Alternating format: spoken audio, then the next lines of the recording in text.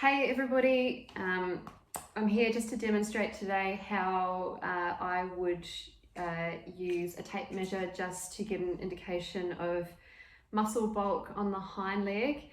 It's great to get a bit of a baseline, particularly post-surgery if you have a TPLO or an older dog that's losing a bit of muscle mass, and then use that measurement and come back to it every sort of couple of weeks to see the progress with the exercise regime that you're implementing.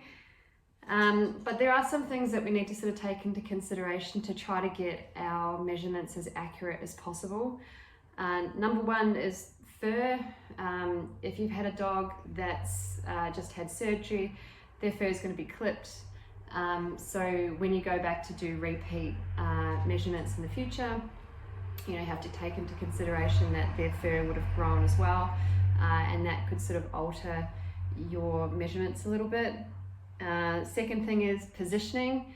I prefer the dog to be relaxed in lateral recumbency, with the hip in neutral when I take my measurements, just so I can get consistency across the board when I come back to remeasure. And so without further ado, I like to use these ones, which are a little bit of a spring-loaded measurement tool. To start with, I know, look, there we go. Sort it out. Good girl. You've got to find your landmarks first. So with Paige, she's quite easy. The greater trochanter and the lateral epicondyle of the femur are my landmarks. And I'm going to use the tape measure to measure along that line.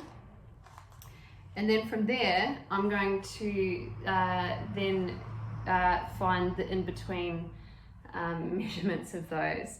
So she's sitting just on 20 centimeters actually, which is nice and easy. So we're going to take the difference between the two, which is 10. And that's our central point, which is the medius part of the thigh, which is what we're sort of interested in anyway. So from there, make sure that you've got the hip in neutral, or you're getting that nice consistent reading. You're going to go around the thigh. Good girl. At that 10 centimeter mark.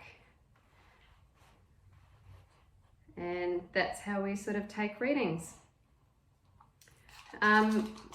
Consistency is key with this, so make sure that you get into a bit of habit.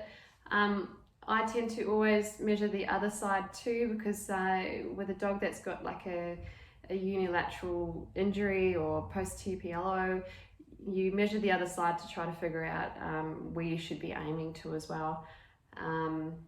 And just every sort of couple of weeks come back to it and see if you're making progress with it. Thanks.